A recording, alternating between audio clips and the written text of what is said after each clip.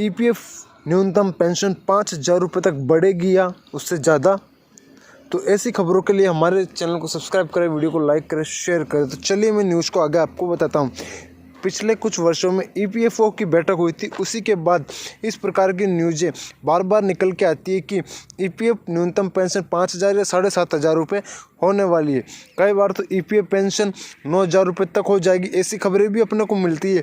लेकिन अब निराशा होने की ज़रूरत है, क्योंकि बार बार ऐसी खबरें आती रहती है। इसके पीछे कई वजह है जिनको आज मैं बताऊंगा आपको, लेकिन पहले आप खबरों की सच्चाई समझ ले। इस खबर में सच्चाई कि भारत सरकार और श्रम मंत्रालय इस बात की मंशा बना चुके हैं कि ईपीएफ न्यूनतम पेंशन को बढ़ाया जाएगा।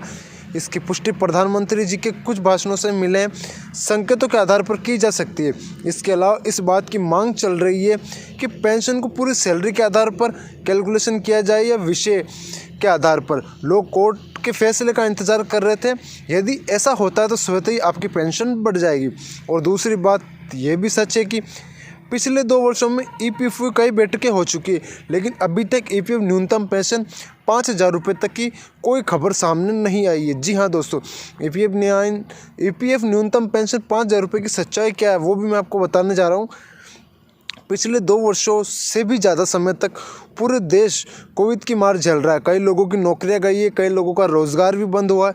इस समस्या के चलते हुए कुछ संगठन ने इस बात की मांग रखी कि ईपीएफ न्यूनतम पेंशन को 5,000 रुपये तक कर दिया जाए। लेकिन कुछ और संगठन पिछले कई बरस से इसकी मांग कर रहे हैं कि कोविड के साथ इसमें कई और तेज़ी भी आई है। ईपीएफ होता क्या है वैसे वो भी मैं आपको बताता हूँ।